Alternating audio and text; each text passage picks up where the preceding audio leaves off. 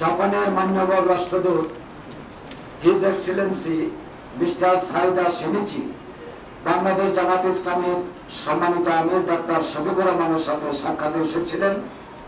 এখানে বিস্তারিত আলোচনা হয়। এই আলোচনার উপরে সম্মানিত সেক্রেটারি জেনারেল অধ্যাপক মিয়া গোলাম পরিবার এখন সংক্ষিপ্ত পেশ করবেন। এরপর মাননীয় রাষ্ট্রদূত হিজ এক্সেলেন্সি সাইদা শিনিচি তার অভিব্যক্তি প্রকাশ করবেন। প্রথমে সেক্রেটারি জেনারেল সাবেক এমপি অধ্যাপক মিয়া গোলাম পরিবার।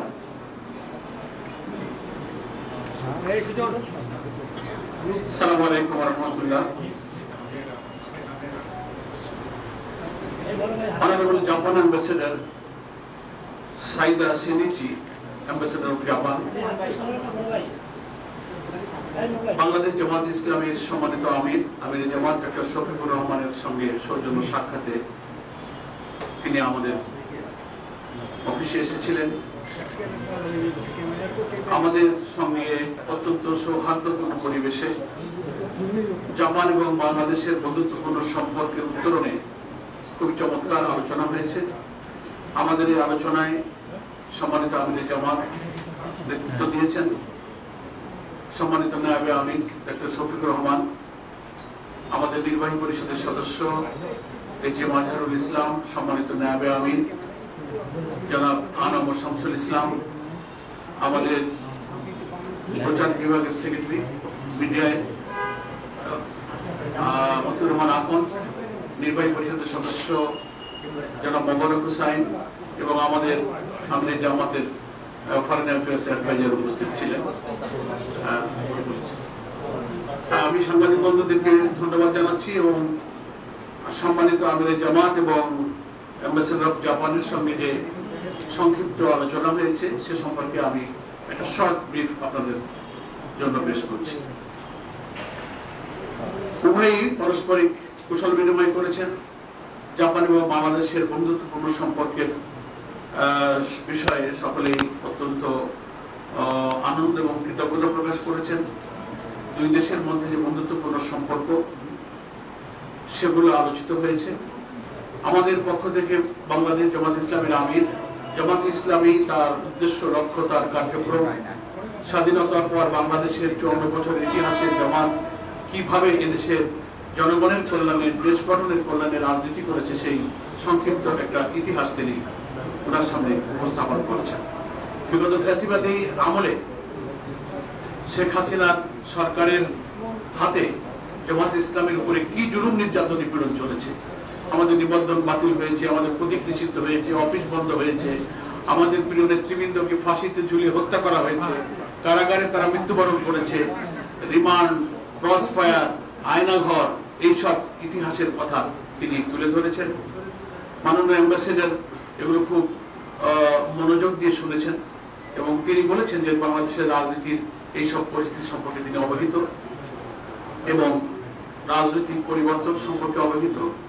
বাংলাদেশের একটি অবাধ এবং নিরপেক্ষ নির্বাচনের লক্ষ্যে যে সংস্কারের কার্যক্রম অব্যাহত আছে, ন্যাশনাল কনসেনসাস কমিশনের মাধ্যমে, ঐক্যমত্য কমিশনের মধ্য দিয়ে গুরুত্বপূর্ণ ইস্যুতে যে সংস্কারের উদ্যোগ সকল রাজনৈতিক দলের সহযোগিতা এগিয়ে যাচ্ছে সে সম্পর্কে তিনি অবহিত এবং তিনি কিছু প্রশ্ন করে এসব বিষয়ে আমাদের সংবিধানের পরিবর্তন, সংস্কারের মেজর ইস্যুগুলো কিভাবে আমরা কার্যকর করব সেই সব উপায় এবং পথপন্থা সম্পর্কে তার আগ্রহ ব্যক্ত করেছেন। আমরা আমাদের দলীয় পলিসির ভিত্তিতে যে সমস্ত রিফর্ম প্রপোজাল গভর্নমেন্টকে দিয়েছি তার ভিত্তিতে আমরা তার জবাব দিয়েছি।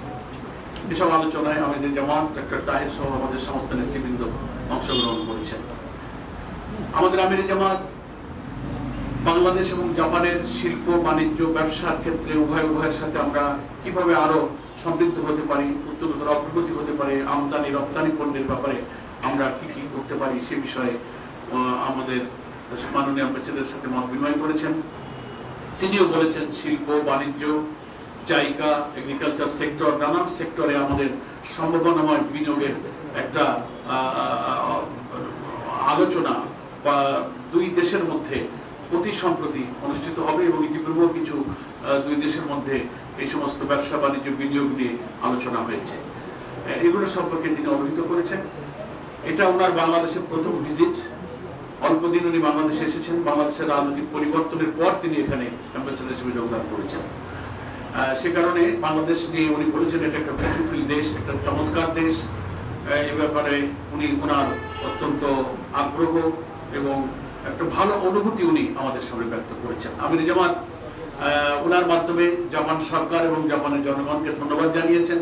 আমরা আশাবাদ ব্যক্ত করেছি যে সামনে উত্তরোত্তর বাংলাদেশ এবং জাপানের মধ্যে ইভেন জামাত ইসলাম এবং জাপানের সঙ্গে বন্ধুত্বপূর্ণ ঘনিষ্ঠ সম্পর্ক সামনের দিকে উত্তরোত্তর এগিয়ে যাবে। এইসব বিষয়ে একটু শর্ট আমাদের সামনে ব্রিফ করা। এখন আমি অনুরোধ করছি, I request Honorable Ambassador, His Excellency Saida Sinichi, to deliver some words, few words. Thank you.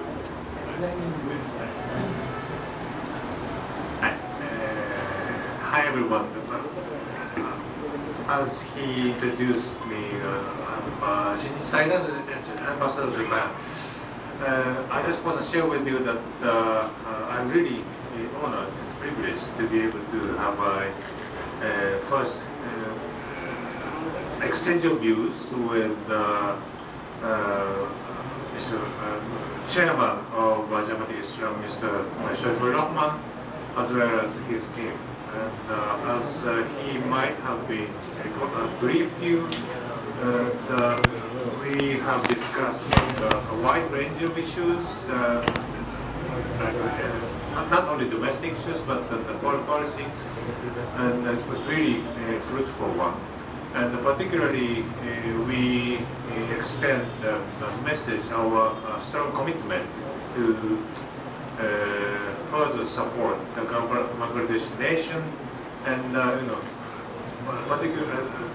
especially on its process toward the free, fair, peaceful, and inclusive election. Thank you.